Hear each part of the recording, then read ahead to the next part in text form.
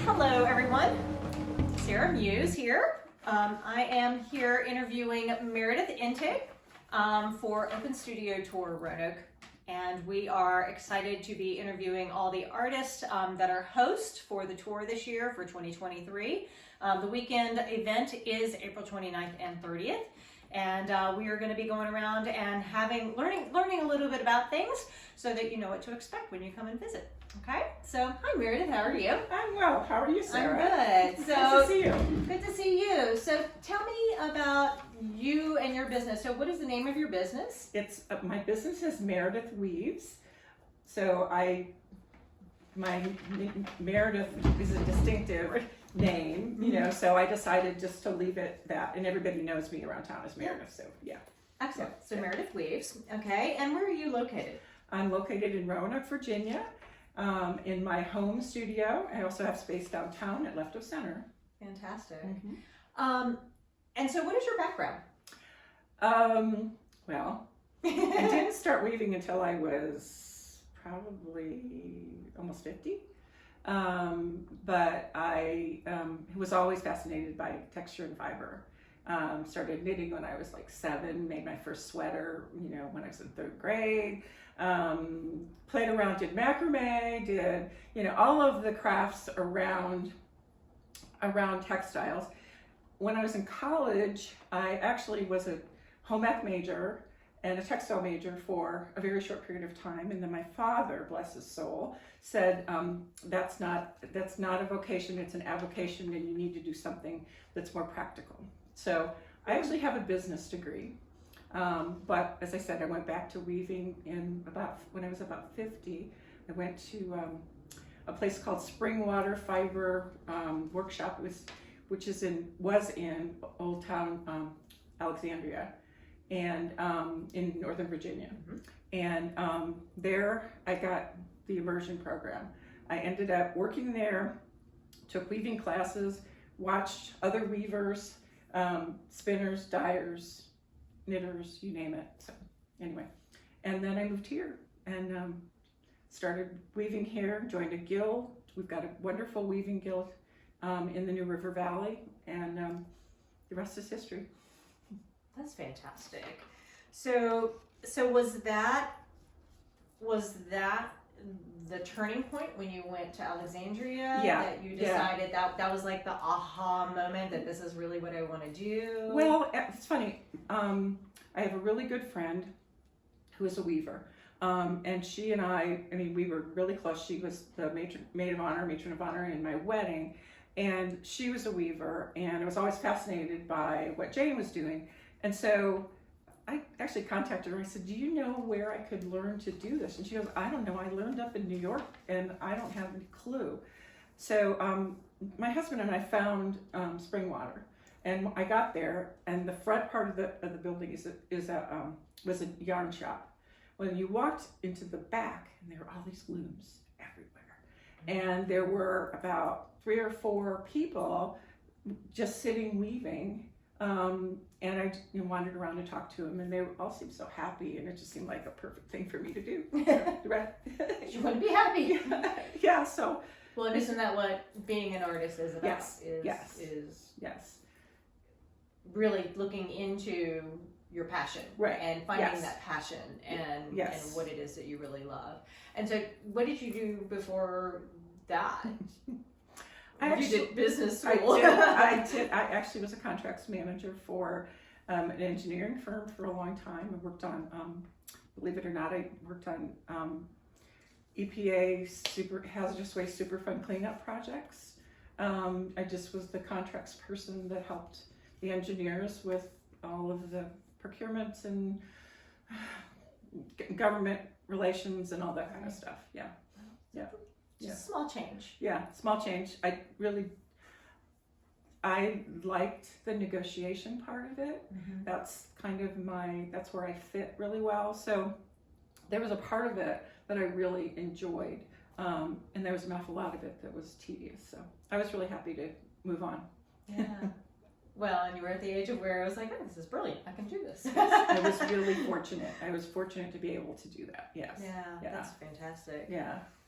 So So tell me about your materials, your process, some of the fun things that are like this thing over here that you showed me a little bit ago that that inspire you, that light you up about what it is that you do, that really, you know, there's a lot of process with weaving, and so I want to like kind of see the behind the scenes of, you know, how do you set up the loom, how do you do all the things, right. and then, you know, like the color theory, because you're really, I mean, from what I know from you, is your color theory is so phenomenal, and that's what I think really sets you apart. Is that what you feel, or? Yeah. I mean, I feel like color to me is my favorite part of it.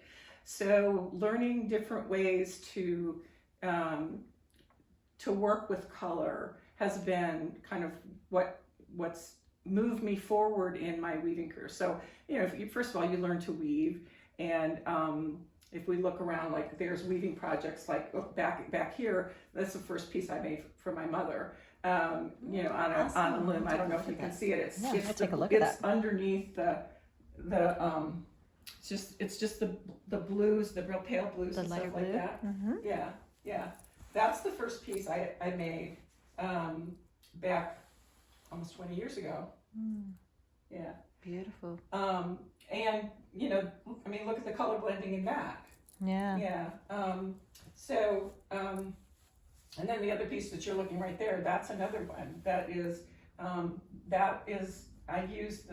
a poncho, and I use the golden ratio so you use math to come up with the number of ends of each color that goes into the project.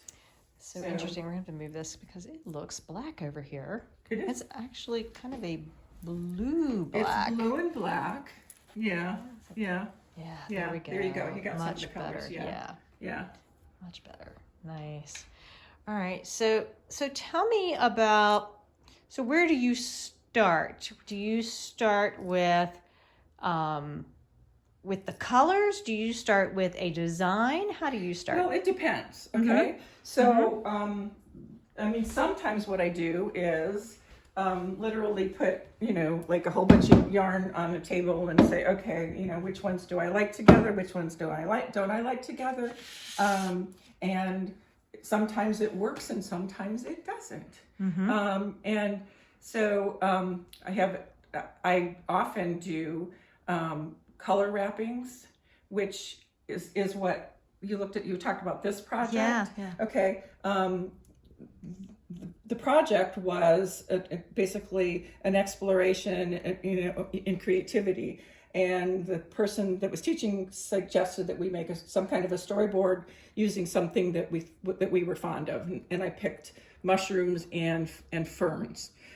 Then we took, using Photoshop, we literally took a stripe out of the middle and then stretched the colors to create some kind of a pattern that we could possibly work with. And then from there, we did the wrapping using yarns.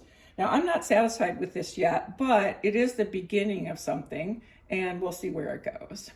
That's awesome. Yeah. I love that. The other thing that I do is, as you can see, I'm wearing a scarf, and it's got stripes of color in it. Okay. I happen to love yarns that are dyed by a friend of mine, and I will show you The magical closet. a magical closet. It's full of colored yarns. Oh, that's wonderful. Ooh. So often I stand here and play with picking out different colors, and then from there I will look for some solid colors that might work with them. So this has been one of the things I've had the most fun playing with in the last year or so. Oh yeah, you open a door and you're like, woo! Yeah. yeah, it's pretty cool. Oh, fun. So there's that. And then if we keep going, if you want to follow me this way, absolutely. I'm working on a commission for someone, and she happened to see, this is a piece that I made a few years ago when she happened to see this, and she said, I really like the pattern. And so I said, okay, I can make something using that pattern. And then she picked out a bunch of colors. Well, the colors she picked out are here, except for including, she had these two were just, wait a minute. Where's the other one? Oh, on the floor. Hang on. These two were a must. But then she asked me to put a brown in it and a red in it, which just did not work. Mm-hmm. Yeah. So I spent some time with my color wheel and actually just looking at colors. And instead of the brown, we ended up with magenta. Wow. And a purple. Wow. And then a light accent. Nice. So then here are the wrappings to prove that it's going to be okay. And I'm going to weave it in this pattern. Nice. So you help guide the color theory with clients to help them understand how the colors work together. You show them what it would look like with what they would really like. Yes.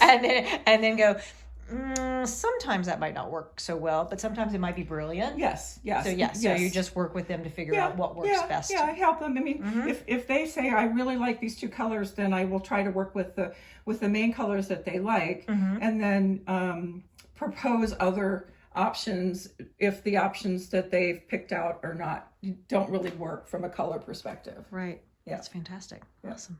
Yay. Yeah. So do you want to show me a loom in process of how you maybe set it up?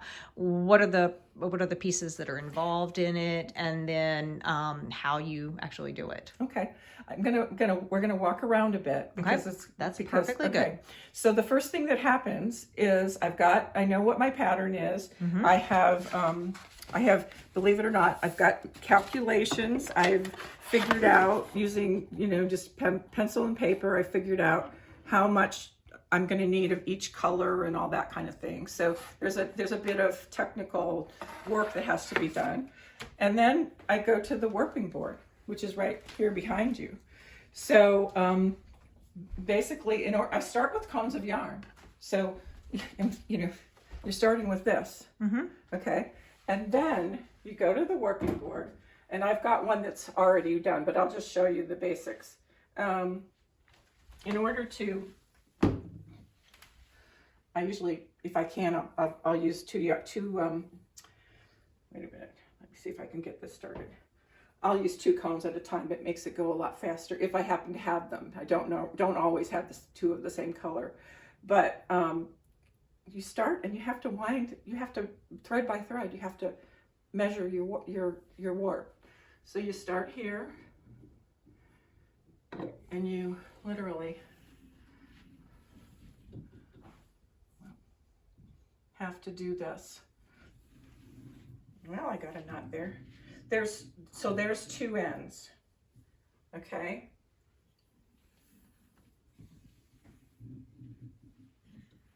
There's 4. Of course, since you're filming, it's making it harder.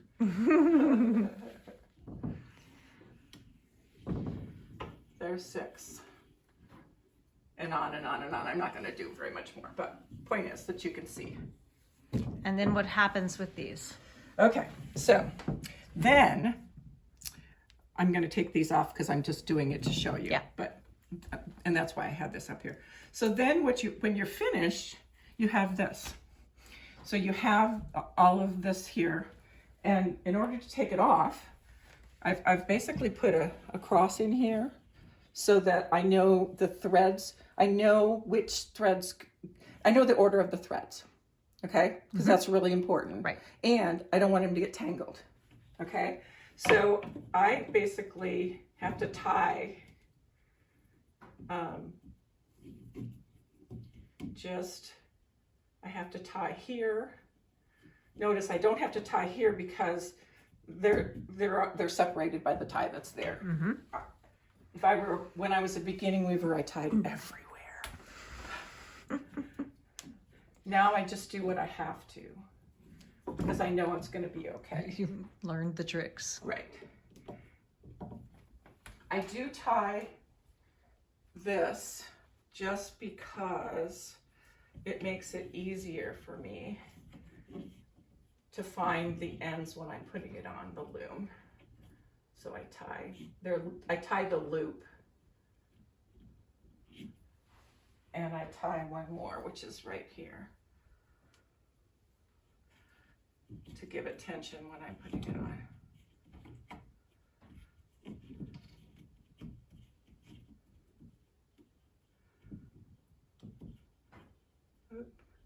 Come on. Okay, I'm ready to take it off.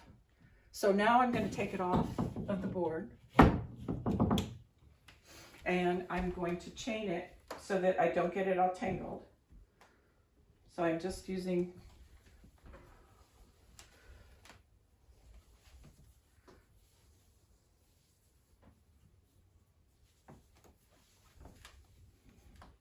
okay, so then it goes to the loom.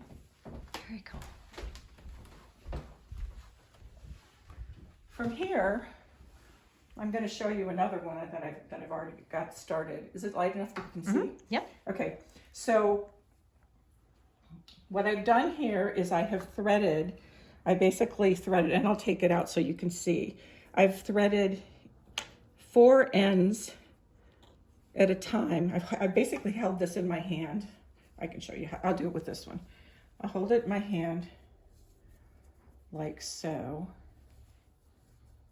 using that cross that I talked about. Okay. And I'm going to pull off a couple of ends, 4 ends at a time, and then put them in here. Wow. So I have to do this for all of this yarn, and it's 14 inches across. It's over 600 ends. So all the threads have to be threaded. Okay. These tiny little things. Big tiny little things. Oh, these tiny little things. Right. Yeah. Yeah. The next step is, and if you go over, over here. On the other side. Yeah. Usually I'm going to sit over here, right here, sit Okay. on the other side. But I can show you, I have to thread each thread through one of these. Come up here, sorry. Let me see if I can find a separate one. So each thread goes through one of these. And I do it by hand because actually my fingers usually work better. There's tools, but I was going to say, and Yeah. when you're on this side, you're not stretching over the whole thing. right, Yeah. right. But I usually sit over here, and I sit there, and I have to thread each thread one by one. Right. And what are these called? Those are called heddles. Heddles. Yep. And they are on shafts. Okay. So by threading them in a particular, like picking different shafts to thread a heddle on, it creates the pattern. And I have a pattern that I'm working from, and I usually get one. I'll show you one in a minute. I have a computer program that I can use that I can put the threading in, which makes it a whole lot easier. Nice. So I can sit and check as I go along. Right. Yeah. Yeah. That makes it so much easier. Right. So what I'm working on right now is placemats that are made in the pattern that you just saw back there. Okay. That's fantastic. So you have several of these frames here. And so what happens, you're threading those threads through different ones of these with the different ones, so that then when you press down on the treadle, Right. which are here. these little things that little feet do, Right. And watch. and it lifts. So it's going to lift different threads. Yes. Okay. And when I go to a different one, look at that. They change. So that's essentially how I'm going to get a pattern each time. They're tied differently. So each one of these threads go through there, Right. and then are And go through threaded here. into those, and then go to the back, and then it's It is But tied it's off. going to be tied. You see It's the threads tied that are off. back there? Right. Those were from previous projects, So and they're I tied haven't cut them off Yeah. yet. So we can see. So you can see. So all this is then tied off down here. Mhm. And then as she lifts that, all the patterns then, so that opens it up, Right. correct? So then that opens. That opens it up so that I Opens can it up throw so a the shuttle shuttle through. can go and through I'm going to on weave the in other a side. minute. Yeah, Right. in So a she's, minute we're on going to go another see. loom. Yeah. Yeah. Perfect. I love that. Okay. You want to go do that? Yep. We'll do it Let's quickly. go do that. All right. I have 4 looms in the house. 2 in there that are big looms. 1 in here that is it's a floor loom, but it's portable actually. It folds and all that. And then I have a little table loom that I can use too. So, oh, here you go. Here's the pattern. Notice that it has the threading. It has over here, this tells me which shafts go up and down in order to create the pattern. So basically this tells me how to tie the shafts to the treadles. And then this shows me how I'm supposed to treadle, meaning with my feet, Right. which is like playing the organ. It's like you have to, I memorized a lot of what I'm doing. So, That's awesome. all right. So here, I've got a scarf that I've started working on. I don't usually work with yellow, but I thought it would be fun to try something really different. Yeah. So I'm gonna see here. Okay, so, and the other thing is I have some tricks. I try really hard to always leave the shuttle tied to the side of the loom that I'm supposed to start on, so that I can remember where I am in the pattern. Right. So when Okay. you take a break from it. Right, so I'm not just going, oh my gosh, where was I? So, okay, now as I said, you have to push on a treadle, and now I'm going to put a shuttle through, which actually is making the cloth.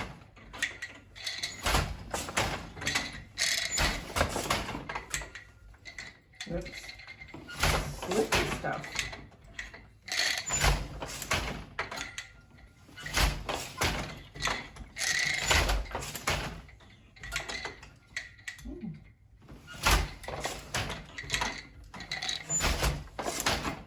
Notice it's starting to create a new pattern.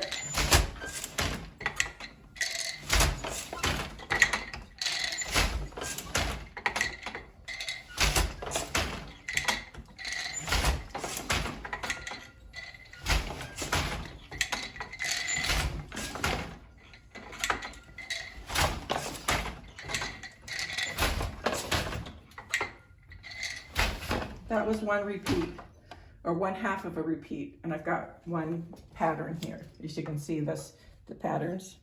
This is one repeat. Nice. And so when I start again, I'm going to make this repeat.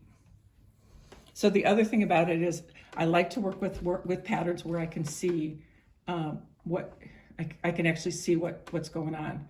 The contrast with them. The contrast, enough contrast that I can tell that I've not made a mistake. That it's actually weaving what I want it to weave. Nice. And then, so it changes from purples and blues to these amazing kind of red, turquoise, and yellow. So these are some of the yarns that were in the closet. Right. So it's Yeah. gonna change Right. throughout the scarf. Right, just like this scarf. This scarf has got all different colors in it. If I take it off, you can see. Oh, nice. Right. Some kind of ombre. Yep. Very nice. Yep, so that's what's going to happen with this. And I'm going to weave, I have enough on here to weave 3 scarves. So I will weave this one in this treadling. I will change the treadling and weave something that's more like a chevron like this on the next one. Oh, so you can change your pattern. You can change your pattern by the way I treadle with my feet. With her feet. Yeah. So even keeping the same setup up here, Right. up here. Up here. All, This whole set of all the everything threading. stays the same. The thread, actually the tie up, the shafts are still going to go up the same way. But instead of doing like what I'm doing right now on this one it's called an M&W pattern. So basically, I weave something that looks like, if you look at the if you look here again, see, it looks like, like an M and a W. Okay. Now, if I just weave from 1 to 8, this is 1, this is shaft 8, and I repeat that, guess what? I get this part. I only get this part of the pattern that goes this direction, which changes it completely. That's so cool. So is there math involved in all of this? I'm seeing a lot of numbers. Yes. The numbers were done because I use the golden ratio as much as I can. So I wanted the proportion of the colors to be based on the golden proportion. So all I do is take the total number of ends and multiply it by 0.618, okay? And then so that number is the number of ends of one color that I'm gonna use. And then from there, I can take the other ends and split them into segments. So what I've done here is I've used the yarns and split them up, and it makes golden proportion is something that you see in nature all the time. And so it makes the pieces that I weave more pleasing to the eye, because it's stuff that we're just naturally inclined to find it pleasing because we see it all the time. Yeah. Nice. So, yeah. And so how does the cardboard on here come into play? Everybody asks that question. The cardboard is there because if I were to take all of this yarn, there's 7.5 yards of warp on here. If I were to continue to roll it like continually onto the back beam, guess what? It'd go like this. So the tension would get all wonky, as we say. So the cardboard or paper, people use paper. I just happen to have the corrugated because I can hang it in a roll off the back of the loom, and it's just really easy to work with. Right. But it basically makes the tension work. And it keeps the threads separate, so they don't get all knotty. Right. Yes. Tension is your friend. Tension is your friend. The one time in life that tension is your friend. Yes, you do not want loose yarn. You need to keep it. Yeah, when you're working with it, when you're weaving, you really need to keep it under tension, or chained or something like that. Right. So yeah, that's so funny. I love it. All right. So what's the process? What surprises you when you're doing? Is it when you finally go, ooh, those are the colors I'm going to use, or when it actually is on the loom and you're actually weaving it that you're like, oh, ooh, or is there something completely different that surprises you about the process? I think it's really funny because these two warps that I put on here, I didn't think that I'd like them together. And then I put them together and I realized that the contrast between them was really interesting. And so sometimes I think it's like I'm pushing myself to experiment and put things together that I wouldn't necessarily do. The other thing that's happening is I'm using lighter colors to weave with. And what's happening is it's changing. I think I had a kind of signature.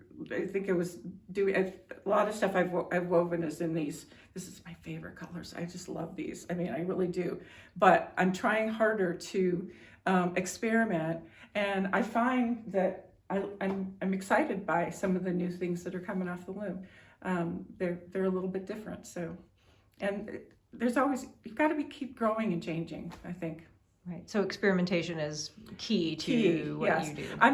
I'm doing this in a light. There will be another place in this. Not that the colors will ever come together in exactly the same way as I go along, but they will, because there are some repeats in it, I will weave with a different color, and the next scarf with a slightly different treadling is going to look completely different from the one that I'm doing. So that's the other fun part, is just making everything unique. And there are surprises as the colors come up, as you're weaving. Sometimes it's not what you want, sometimes it is, but it's always exciting. That's wonderful. I love that. And you said earlier that you do custom pieces. Yes, So I do. So someone just needs to reach out to you and say, this is something that I love. Do they typically see pieces that you've worked on and like, oh, I love that. Can you do that in such and such color? Or It's a little bit of both. I find, the one thing about weaving, and I think anybody that does custom work knows this, it's like you have to work with your client long enough to really understand what it is that they're looking for. So I often will suggest that they either, I need to update my website, so I'm not saying go there yet, but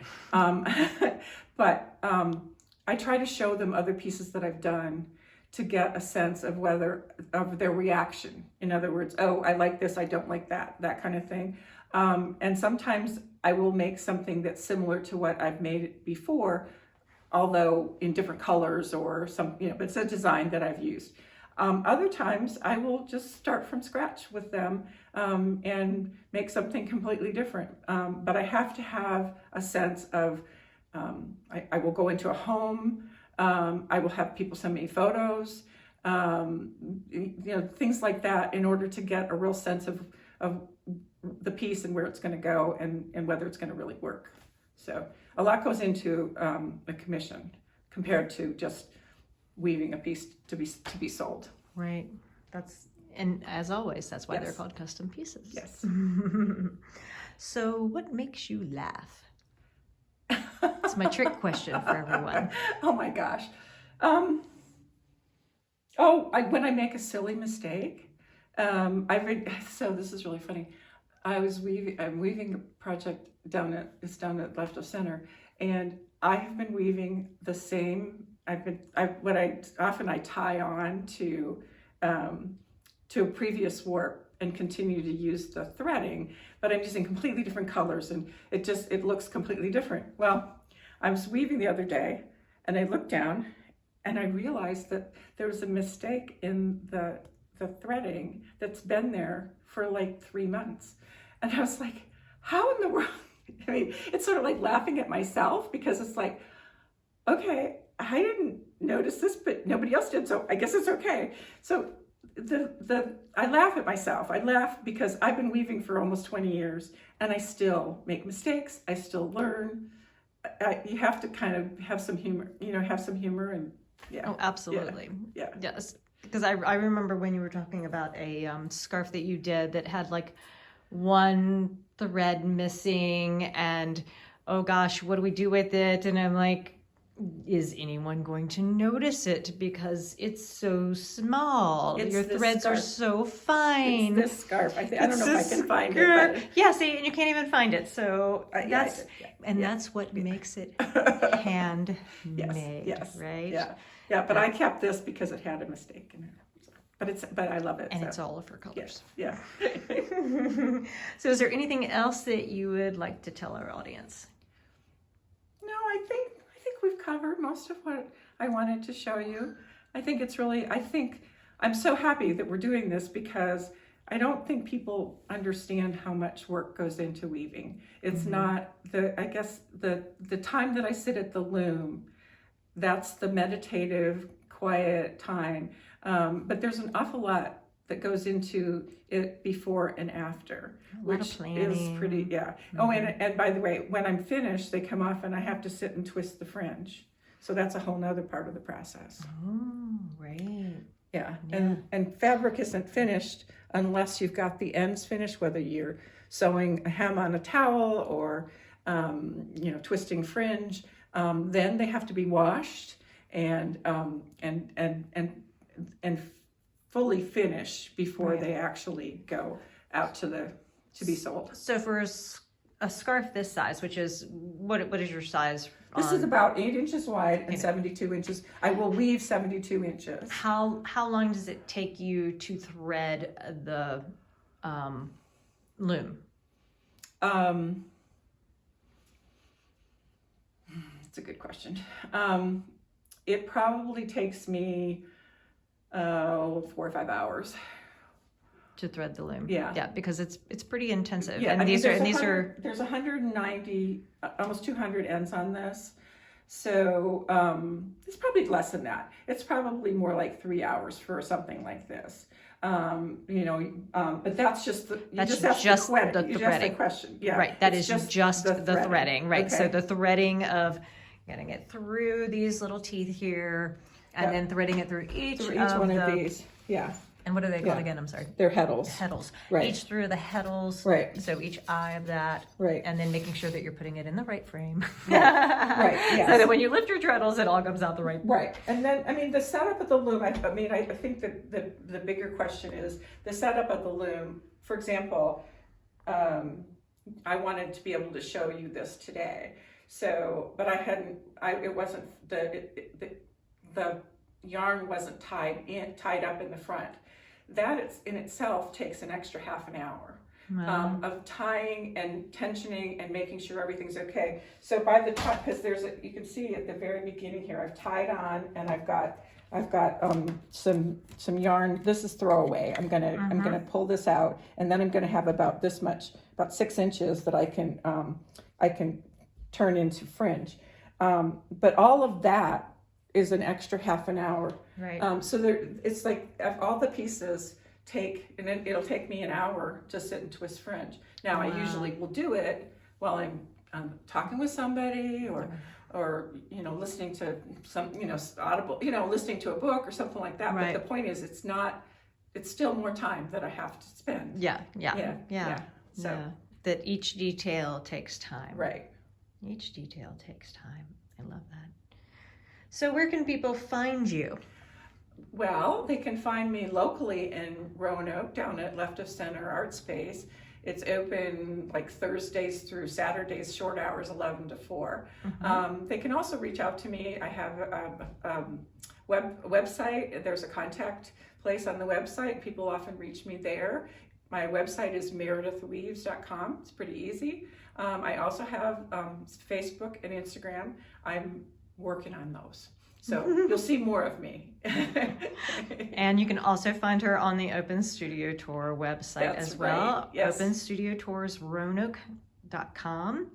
And we will have all that information in the text below so that you can find Meredith and find out what she does. And do come and see us for Open Studio Tour Roanoke, April, take my glasses off, April 29th and 30th, 2023. Right. And it's from 10 to 5 each day. And we'd love to see you. Thank you so much. Thank you.